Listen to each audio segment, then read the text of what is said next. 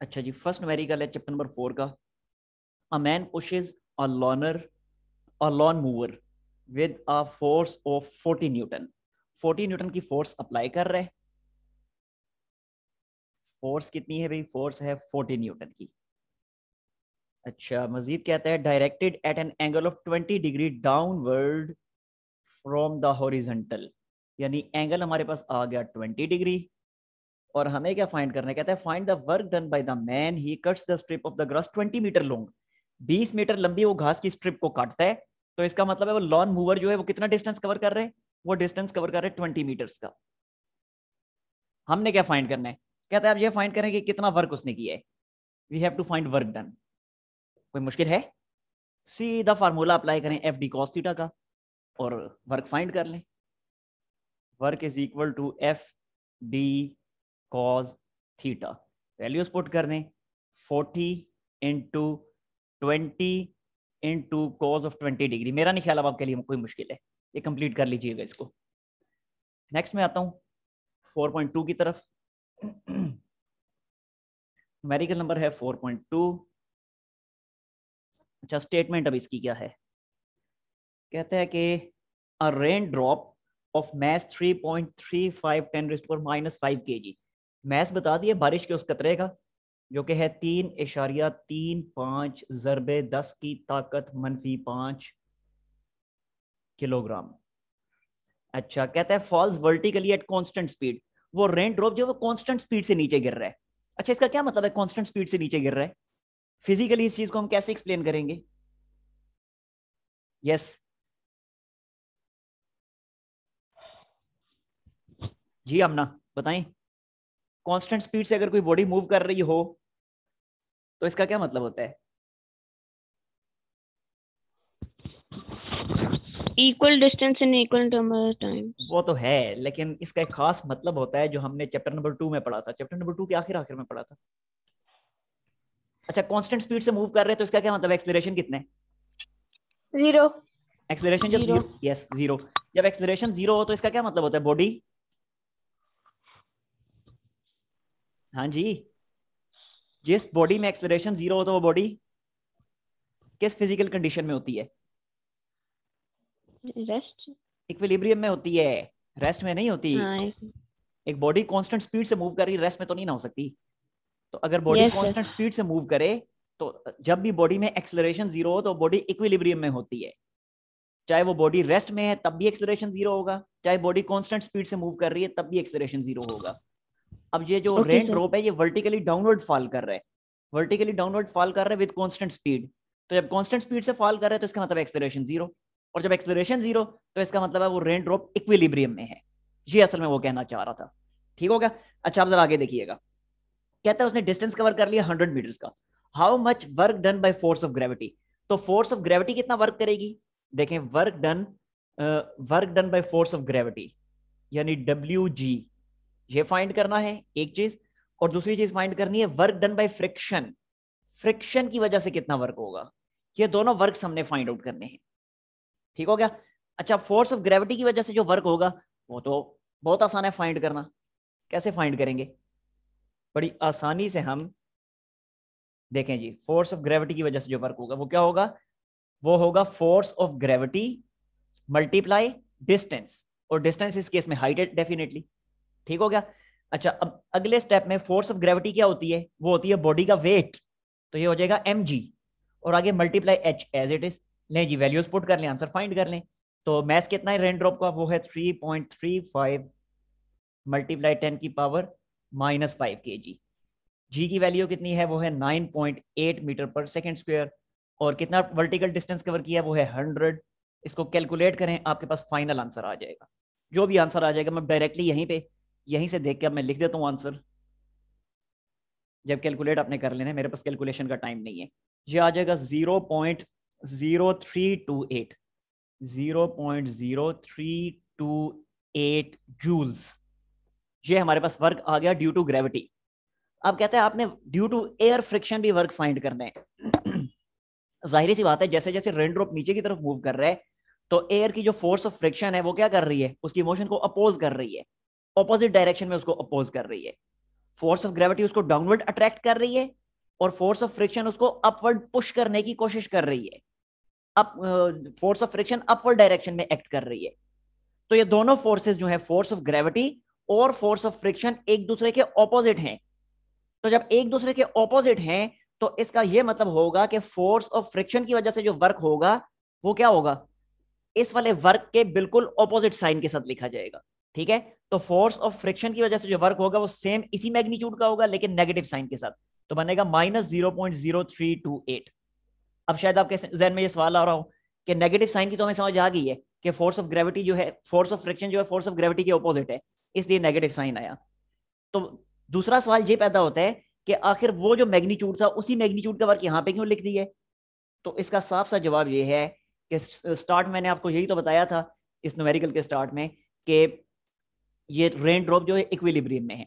तो जब rain drop equilibrium में है तो इक्विलिब्रियम की फर्स्ट कंडीशन हमें यही तो बताती है कि कोई भी बॉडी इक्विलिब्रियम में उस वक्त होगी कि जब राइट साइड पे एक्ट करने वाली फोर्सेस लेफ्ट साइड पे एक्ट करने वाली फोर्सेस के इक्वल होंगी मैग्नीट्यूड में। इसी तरह अपवर्ड डायरेक्शन में एक्ट करने वाली फोर्सेस और डाउनवर्ड डायरेक्शन में एक्ट करने वाली फोर्सेस मैग्नीट्यूड में इक्वल होंगी, तब वो बॉडी इक्विलिब्रियम में होगी। अब जबकि हमें बता दिया गया है कि रेन ड्रॉप इक्विलिब्रियम में है तो इसका मतलब है कि अपवर्ड फोर्स और डाउनवर्ड फोर्स दोनों मैग्नीट्यूड में इक्वल हैं। समझ आ गई है। तो जब दोनों फोर्सेस मैग्नीट्यूड में इक्वल हैं तो इसका वजह से इसका यह मतलब हुआ कि दोनों की वजह से होने वाला जो वर्क होगा वो भी मैग्नीट्यूड में फिर सेम होगा, इसलिए मैंने यहाँ पे सेम मैग्नीट्यूड का वर्क यहाँ पे लिख दिया। यस, ये चीज समझ आई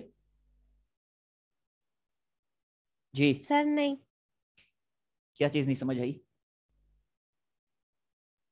सर शुरू से नहीं समझ आई। इक्विलिब्रियम की कंडीशन क्या थी? इक्विलिब्रियम की फर्स्ट कंडीशन ये थी, sum of all the forces equal to 0। मतलब इसका क्या मतलब इसका ये कि एक्स डायरेक्शन में एक्ट करने वाली फोर्सेस और नेगेटिव एक्स डायरेक्शन में एक्ट करने वाली फोर्सेस, ये दोनों मैग्नीट्यूड में इक्वल होंगी। एक्स डायरेक्शन में एक्ट करने वाली और नेगेटिव एक्स डायरेक्शन में एक्ट करने वाली फोर्सेस इक्वल होंगी। इसी तरह वाई डायरेक्शन में एक्ट करने वाली फोर्सेस और नेगेटिव वाई डायरेक्शन में एक्ट करने वाली फोर्सेस ये आपस में इक्वल होंगी। ये अब यहां पे देखें, जब हमें बता दिया गया है कि रेन ड्रॉप इक्विलिब्रियम में है, ढके छुपे अल्फाज में उसने यही तो बताया है। शुरू में उसने यही तो कहा था कि रेन ड्रॉप कांस्टेंट स्पीड से नीचे गिर रहा है। तो जब वो कांस्टेंट स्पीड से मूव कर रहा है तो इसका यह मतलब हुआ कि एक्सेलरेशन 0 हुआ, और जब एक्सेलरेशन 0 हुआ तो इसका यह मतलब है कि रेन ड्रॉप इक्विलिब्रियम में है। तो जब रेन ड्रॉप इक्विलिब्रियम में है तो इक्विलिब्रियम की कंडीशंस अप्लाई की जा सकती है ना। अब रेन ड्रॉप की मोशन जो है वो वाई एक्सिस के होंगे, वर्टिकल मोशन है, इसलिए इसको तो हम कंसिडर नहीं करेंगे। कंसिडर करेंगे तो इसको कंसिडर करेंगे, और जब इसको कंसिडर करेंगे तो इसका मतलब है कि वाई डायरेक्शन में एक्ट करने वाली फोर्सेस और नेगेटिव वाई डायरेक्शन में, मतलब कि अपवर्ड एक्ट करने वाली फोर्सेस और डाउनवर्ड एक्ट करने वाली फोर्सेस मैग्नीट्यूड में इक्वल हैं। अब यहां पे अपवर्ड डायरेक्शन में एक्ट करने वाली फोर्स कौन सी थी? वो थी फोर्स ऑफ फ्रिक्शन, और डाउनवर्ड डायरेक्शन में एक्ट करने वाली फोर्स थी फोर्स ऑफ ग्रेविटी। तो जब फोर्स ऑफ फ्रिक्शन और फोर्स ऑफ ग्रेविटी इक्वल हुई तो उनकी वजह से होने वाला वर्क भी तो इक्वल होगा मैग्नीट्यूड में। इसीलिए जो फोर्स ऑफ ग्रेविटी का वर्क आया सेम वही वर्क मैंने फोर्स ऑफ फ्रिक्शन के केस में भी लिख दिया, सिर्फ नेगेटिव साइन लगा दिया इस वजह से कि दोनों फोर्सेस डायरेक्शन में ऑपोजिट हैं। अभी यही समझ? Yes sir, clear. अच्छा जी, नेक्स्ट आते हैं हम फिर न्यूमेरिकल नंबर 3 की तरफ। न्यूमेरिकल नंबर 3 है, कहते 10 bricks each 6 centimetre thick and mess 1.5 kg। 10 ईंटें हैं, उनमें से हर एक ईंट की जो मोटाई है वो है 6 सेंटीमीटर और हर एक का मैस है 1.5 kg यानी 1.5 kilogram. How much work is required to stack them on the top of one another. उनका ढेर लगाना है एक दूसरे के ऊपर, यानी एक ईंट उसके ऊपर, दूसरी ईंट उसके ऊपर, तीसरी उसके ऊपर, चौथी, इस तरह 10 ईंटों को एक दूसरे के ऊपर इनका ढेर लगा देना है, स्टैक कर देना है इन्हें। कहता है बताएं कितना वर्क करना पड़ेगा। मैस हर एक का बता दिए, हर एक का मैस जो है 1.5 kg है, 1.5 kg ये हर एक का मैस है। और इसी तरह हर एक की थिकनेस भी बता दी है। थिकनेस कितनी है, उस थिकनेस को मैं डी से डिनोट कर देता हूँ। क्यों डी से डिनोट करता हूँ अभी आपको क्लियर हो जाता है। यहाँ पे चले मैं लिख भी देता हूँ thickness, is equal to D is equal to 6 centimetres. और जब 6 सेंटीमीटर्स है तो मीटर्स में क्या हो जाएगा, मीटर्स में हो जाएगा 0.06 मीटर्स। ठीक हो गया, ये हर एक ईंट की मोटाई है 0.06 मीटर्स। अब अगर इनको स्टैक करना है वन अपॉन एनदर तो देखें सिचुएशन किस तरह की बनेगी। देखें ये है ग्राउंड लेवल, ठीक है। अब ये है, एक मिनट, एक ही दफा पहले मैं ऐसे ड्रा कर देता हूँ, फिर पार्टीशनिंग करके आपको दिखा दूंगा। ये ईंटें हैं जी, देखें जी, ये first one, second, third, fourth, fifth, sixth, seventh, eighth, ninth and 10th। 1 2 3 4 5 6 7 8 9 10, ये 10 ईंटें ऊपर नीचे इनका मैंने इनको स्टैक कर दिए। अब जरा देखें जो सबसे नीचे वाली जो ईंट है, इस ईंट को रखने में कितना वर्क करना पड़ेगा जी, बताएं। हाँ जी, 1.5 सर, पहले हम जो हमारे पास थिकनेस है उससे मल्टीप्लाई करेंगे मैथ को। नो, पहली ईंट को रखने में कोई वर्क नहीं करना पड़ेगा, वो तो उधर ही पड़ी हुई है। पहली ईंट जिस जगह पे पड़ी है उसके ऊपर ही अब हमने बाकी 9 ईंटों को रखना है। तो पहली ईंट को रखने के लिए तो कोई वर्क नहीं करना पड़ेगा, तो लिहाजा पहली ईंट में 0 वर्क होगा, कोई वर्क नहीं है क्योंकि वो ऑलरेडी अपनी जगह पे मौजूद है। अब दूसरी ईंट को उसके ऊपर जब रखना है तो वर्क करना पड़ेगा। समझ आ गई बात की। अच्छा अब जरा देखें, अब एक ईंट की मोटाई तो मैं बता दी है 0.06 मीटर्स, इसको मैंने डी से डिनोट किया हुआ था। चले मैं यहाँ पे एच की जगह डी लिख देता हूँ, या यहीं पे चलें एच लिख देता हूँ, ये लें जी। अब जरा देखिएगा, पहली ईंट की मोटाई है एच जिसकी वैल्यू है 0.06 मीटर्स, दूसरी की मोटाई एच, तीसरी की एच, चौथी की H, up to so on. तो टोटल वर्क मुझे करना कितना पड़ेगा, तो देखें बहुत आसान है। टोटल वर्क मुझे कितना करना पड़ेगा, तो ये मैं लिख देता हूं टोटल वर्क जो मुझे करना पड़ेगा। पहली ईंट रखने में कोई वर्क नहीं करना पड़ेगा, तो ये मैंने लिखा 0, प्लस दूसरी ईंट जो है, ये ऊपर वाली जो ईंट है, इसे जब मैंने उसके ऊपर रखना है तो मुझे बताएं कितना वर्क करना पड़ेगा। क्या इतना वर्क नहीं करना पड़ेगा, mgh। अभी मैंने आपको बताया था वर्क किसके इक्वल होता है, ये बल्कि लिखा पड़ा है सामने आपके। वर्क होता है फोर्स मल्टीप्लाई डिस्प्लेसमेंट, और इस केस में फोर्स क्या होगी, जाहिर सी बात है ईंट का अपना वेट ही फोर्स होगी, ठीक है। तो F की जगह जब मैं mg लिखूंगा तो ओवरऑल बन जाएगा mgh, तो मैंने लिखा 0 प्लस mgh। ठीक हो गया। अच्छा अब जरा जब दूसरी ईंट मैंने रखनी है, अब इसको जरा गौर से देखिएगा, ये मैं लिखूंगा mg, अब h नहीं लिखूंगा बल्कि लिखूंगा mg2h। इसकी क्या वजह है, देखें जरा, तीसरी ईंट सॉरी जब मैंने रखी, जब तीसरी ईंट रखी तो बना mg2h। क्यों, क्योंकि तीसरी ईंट देखें पहली 2 ईंटों के ऊपर रखी ना, तो पहली ईंट की जो मोटाई है वो h, दूसरी की h, तो h प्लस h 2h। तो इसका मतलब है तीसरी ईंट को जब मैंने उस दूसरी ईंट के ऊपर रखना है तो मुझे ग्राउंड लेवल से 2h का डिस्टेंस कवर करवाना पड़ेगा, तो इसलिए मैंने लिखा mg2h। इसी तरह नेक्स्ट लिखूंगा सर mg, जो दूसरी वाली रखी थी, सर जी जो जी, सेकंड ईंट रखी थी उसकी भी तो h प्लस h हो जाएगी। नहीं, जब मैंने दूसरी ईंट रखी थी तो दूसरी ईंट पहली ईंट के ऊपर रखी थी ना, और पहली ईंट की कितनी मोटाई है, पहली ईंट की मोटाई है h। तो जब पहली Yes, ईंट sir. की मोटाई h है तो इसका मतलब है दूसरी ईंट ने h डिस्टेंस कवर किया ग्राउंड लेवल से, इसलिए उसके केस में mgh लिखा। आई समझ। यस सर, ठीक। इसी तरह तीसरी जब रखूंगा तो mg3h, सॉरी तीसरी नहीं चौथी रखूंगा, ये बार बार मैं गलत बोल रहा हूँ, चौथी रखूंगा तो mg3h, क्योंकि पहली में तो 0 वर्क था, उसमें तो डिस्टेंस ही कवर नहीं हुआ था ना, ठीक है। इसके बाद जब मैं पांचवी रखूंगा तो mg4h, mg5h, इसी तरह प्लस mg6h, mg7h, mg8h, और आखिरी ईंट 10वीं ईंट mg9h। अब जरा गौर से देखिएगा, इन सब में से mg कॉमन निकल रहा है, mg नहीं सिर्फ mgh कॉमन निकल रहा है। mgh कॉमन निकल गया तो देखें बाकी क्या बचेगा, यहां पे बचेगा 1 प्लस का साइन, यहां बचेगा 2 प्लस का साइन, यहां बचेगा 3, यहां 4 5 6 7 8 9, तो 9 तक ये जाएगा, 1 plus 2 plus 3 plus up to so on up to 9। ठीक हो गया। और जब इन सब को ऐड करेंगे तो ओवरऑल ये बनेगा क्या, 1 plus 2 plus 3 plus 4 plus 5 plus 6 plus 7 plus 8 plus 9, ये बनेगा 45। तो ये मैंने लिख दिया 45 mgh। ठीक हो गया। बस अब तो काम आसान हो गया, अब जस्ट वैल्यूज पुट करनी है। देखें मैथ्स हमें पता है 1.5, m की जगह 1.5 लिख देने, g की वैल्यू हमें पता है 9.8 मीटर पर सेकंड स्क्वायर, तो g की जगह 9.8 लिख देने, और h की वैल्यू हमें पता है मीटर्स में 0.06, वो पुट करें, आपके पास फाइनल आंसर आ जाएगा। Yes, any problem? क्लियर है सर। ओके, फिर इसका स्क्रीनशॉट ले लें जल्दी से।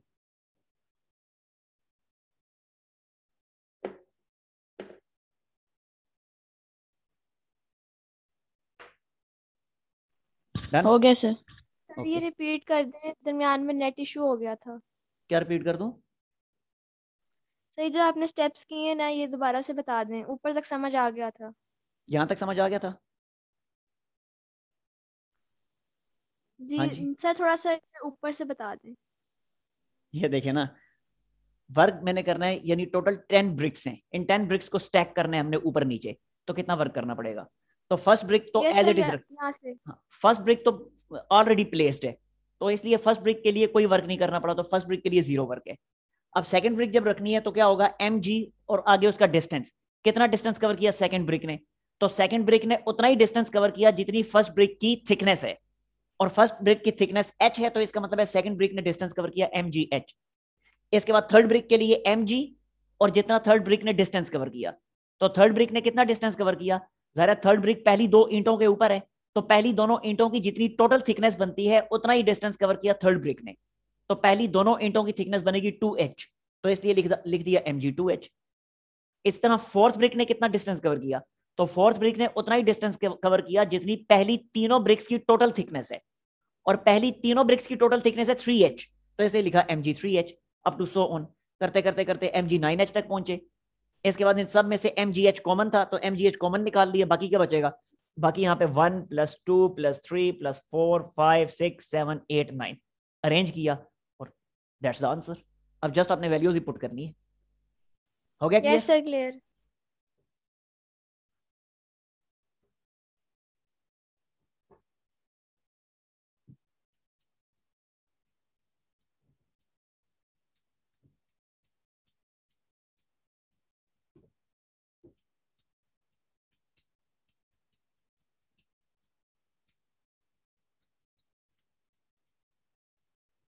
ओके जी, नेक्स्ट है न्यूमेरिकल नंबर 3 हो गया था, अब नेक्स्ट है 4। आकार ऑफ मैस आकार ऑफ मैस 800 kg, एक गाड़ी है जिसका मैस हमें बता दिया गया है 800 किलोग्राम, मैस इज 800 kg।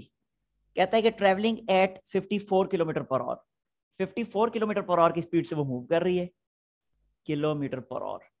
अब इसको मीटर पर सेकंड में कन्वर्ट करना है, तो अब देख लें क्या करना पड़ेगा, 54 × 1000 डिवाइडेड बाय 3600, ये करके मुझे बता दें क्या आता है।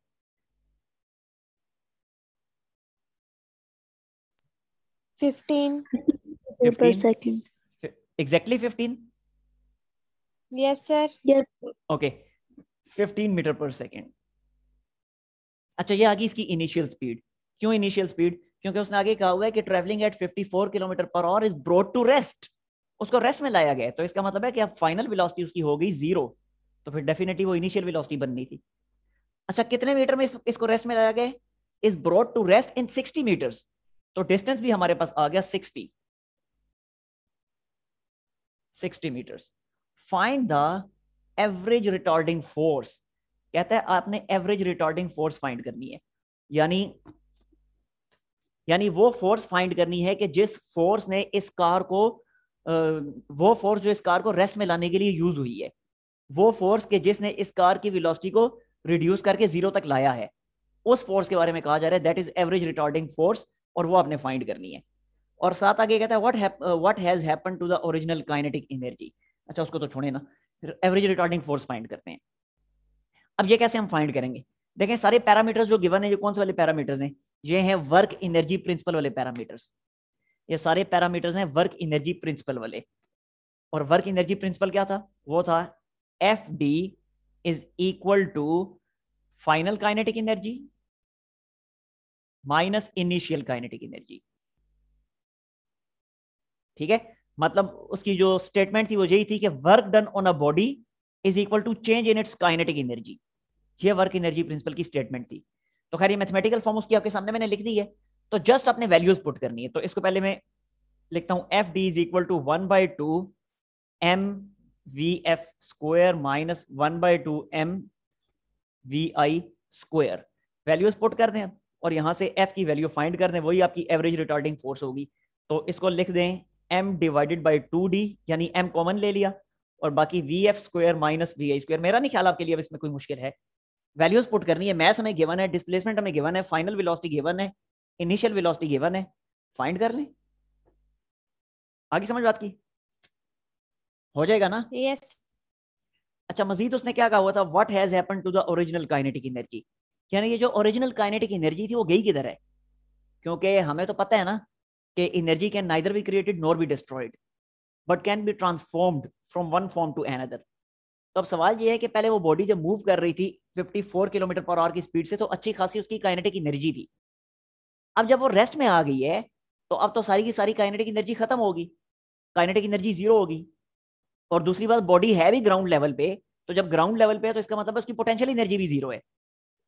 तो बजायर तो ऐसे ही लग रहा है कि वो एनर्जी डिस्ट्रॉय होगी, लेकिन law of conservation of energy हमें ये बताता है कि एनर्जी कभी भी डिस्ट्रॉय नहीं हो सकती। तो सवाल ये पैदा होता है वो एनर्जी गई किधर फिर? यही सवाल इसने यहाँ पे पूछा हुआ है कि what happened to the original kinetic energy, वो ओरिजिनल काइनेटिक एनर्जी किधर चली गई है सारी की सारी? तो उसका बड़ा सीधा सा जवाब है, वो ओरिजिनल काइनेटिक एनर्जी किधर चलेगी? वो फ्रिक्शन के अगेंस्ट वर्क करने में यूज हो गई है। जो रोड और टायर्स के दरमियान जो फ्रिक्शन थी ना, उस रोड और टायर्स के दरमियान जो फ्रिक्शन थी, उस फ्रिक्शन की वजह से वर्क करने में वो सारी एनर्जी यूज हो गई। और जब फ्रिक्शन की वजह से वर्क करने में एनर्जी यूज हुई तो इसका मतलब वो एनर्जी किधर गई? वो हीटिंग इफेक्ट में जाया होगी, वो हीट की फॉर्म में एनवायरमेंट में फ्लो करके चली गई है, खत्म। समझ आई या कोई नहीं आई? हाँ जी, क्लियर हुआ नहीं हुआ? सर आ गई है। चले मैं लिख भी देता हूं,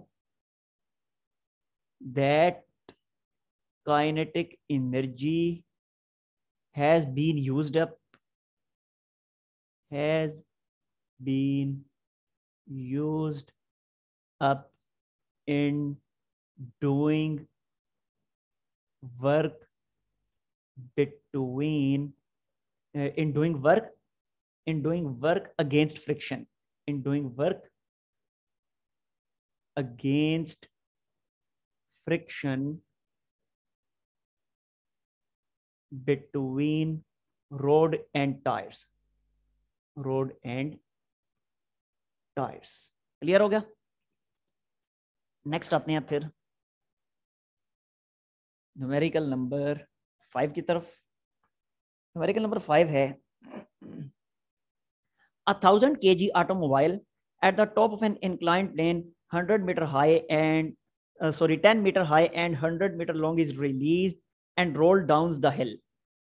What is the speed at the incline if the average retarding force due to friction is 480 Newton? Average retarding force हमें बता दी गई है। अच्छा देखें, पहले एक डायग्राम में आपको बना के दिखा देता हूं। 4.5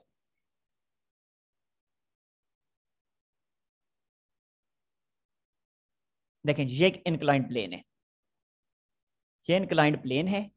इस इंक्लाइंड प्लेन की हाइट हमें बता दी गई है, कितनी हाइट उसने बताई है?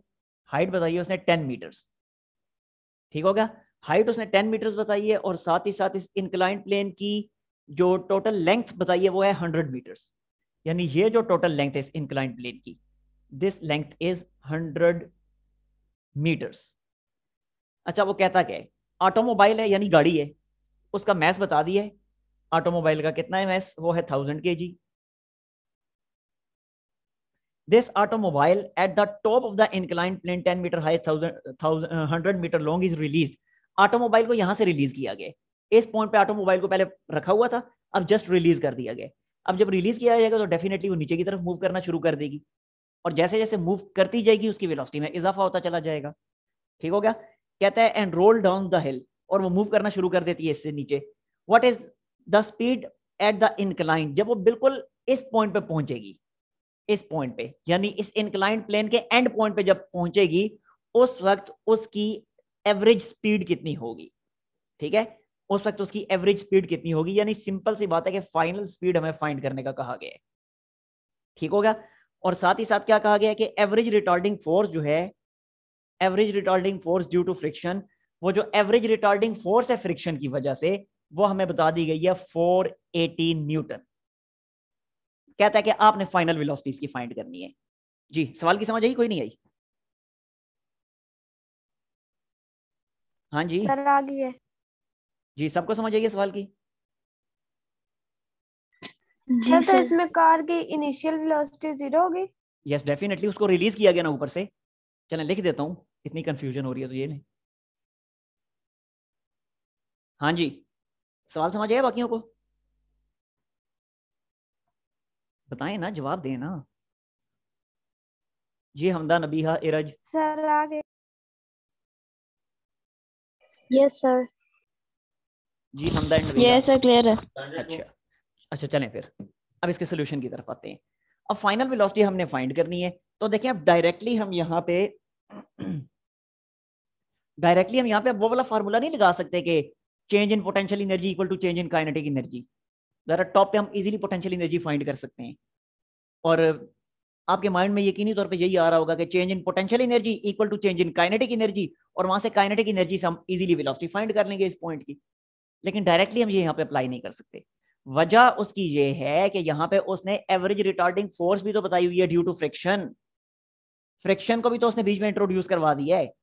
तो जब फ्रिक्शन को इंट्रोड्यूस करवा दिया है तो अब directly change in potential energy change in kinetic energy के इक्वल नहीं होगा, बल्कि वो फाइनल फॉर्म यूज होगी जो हमने कल ही ड्राइव की थी, जो कि थी change in potential energy is equal to change in kinetic energy plus work done against friction.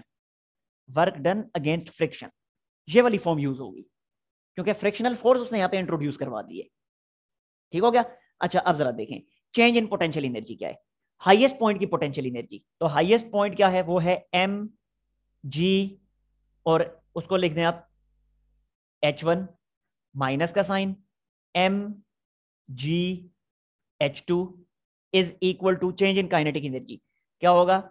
1/2 mv1 square. इनकी खत्म हो गई है, खत्म है। 1/2 mv1 square, sorry 1/2 mv2 square minus 1/2 mv1 square, और प्लस का साइन है, और फिर होगा frictional force into distance covered under the frictional force. ठीक है, फ्रिक्शनल फोर्स के अंडर जो डिस्टेंस कवर हुआ है वो h डिस्टेंस कवर नहीं हुआ, बल्कि ये वाला डिस्टेंस कवर हुआ है पूरे का पूरा। इसको मैं s का नाम दे देता हूं यहाँ पे। ये वाला डिस्टेंस जिसको मैंने s का नाम दिया, ये फ्रिक्शनल फोर्स के अंडर कवर हुआ है, तो इसलिए f इंटू एस लिखा जाएगा, f इंटू एच नहीं लिखा जाएगा। इस चीज का ख्याल रखना है आपने। ये चीज समझ आई है? ये जो मैंने s लिखा है, यस सर। हाँ ये बुक में h लिखा हुआ है। ये ना हो कि आप बुक वाला ही h लिख दें और अगले स्टेप में h की जगह ये वाली वैल्यू पुट कर दें। बुक में h इसलिए लिखा हुआ है कि वहां पे वर्टिकल मोशन को डिस्कस किया जा रहा था। तो जब वहां पे वर्टिकल मोशन को डिस्कस किया जा रहा था, तो वहां पे अंडर द फ्रिक्शन जो डिस्टेंस कवर हो रहा था वो वर्टिकल डिस्टेंस था। अब यहां पे under the friction vertical distance नहीं कवर हो रहा, बल्कि अंडर द फ्रिक्शन जे वाला डिस्टेंस कवर हो रहा है जो इस इंक्लाइंड प्लेन की ओरिजिनल लेंथ है, इसलिए f इंटू एस लिखा मैंने। ठीक हो गया जी? अच्छा आप वैल्यूज पुट कर दें। एम जी एच, एम की वैल्यू आपको पता है 1000, ये वैल्यूज आप खुद ही पुट करना, मैं इसको सिर्फ मॉडिफाई करके दे देता हूं। ये मैंने लिखा M G into H1 minus H2 कितना है? H2 जाहिर सी बात है जब वो ऑटोमोबाइल इस जगह पे पहुंच जाएगा बिल्कुल लोअर पॉइंट पे, तो हाइट कितनी हो जाएगी? हाइट 0 हो जाएगी, तो H2 0 हो जाएगी, इसलिए ये पूरे का पूरा हो जाएगा 0 is equal to 1/2 mv2 square. v2 square कौन सी वेलोसिटी है? फाइनल वेलोसिटी है, तो इसकी जगह मैंने ऐसे ही लिख दिया 1/2 mv2 स्क्वायर, जो वेलोसिटी हमने फाइंड करनी है, माइनस का साइन। अब v1 कौन सी वेलोसिटी थी? v1 वो वेलोसिटी थी जब ऑटोमोबाइल को यहां से रिलीज किया गया था, और जब ऑटोमोबाइल रिलीज किया गया था तो उस वक्त उसकी वेलोसिटी थी 0, इसलिए ये पूरे का पूरा एक्सप्रेशन हो जाएगा 0। आ गया प्लस एफ एस। ठीक हो गया? अब इसको आप मॉडिफाई कर लें इक्वेशन को, और यहां से वेलोसिटी फाइंड कर लें। मैं आपको इक्वेशन बना के दे देता हूं, आपने फिर वैल्यूज पुट कर लेनी है। ये बनेगा M G H1, F S को उधर शिफ्ट करें तो उधर जाके हो जाएगा plus F S, and this is equal to 1/2 mv2 square, 1/2 mv2 square, और यहां से v2 स्क्वायर आपने फाइंड करना है, क्रॉस मल्टीप्लाई करें तो ओवरऑल बनेगा 2 into mgh1 plus F S divided by ये वाला m भी इधर आके डिवाइड होगा, तो एफएस के साथ नेगेटिव साइन नहीं आएगा? एफ एस के साथ यहाँ पे नेगेटिव साइन, सॉरी पॉजिटिव था, ठीक है बिल्कुल नेगेटिव साइन ही आएगा।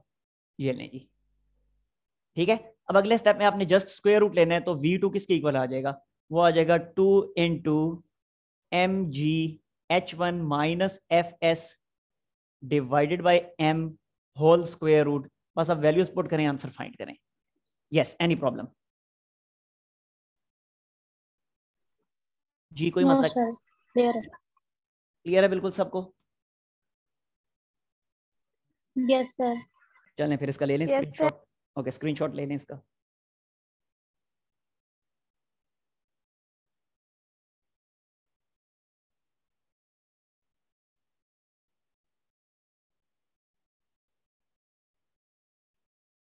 हो गया? Yes sir. ओके, बोर्ड साफ कर रहा हूं फिर मैं।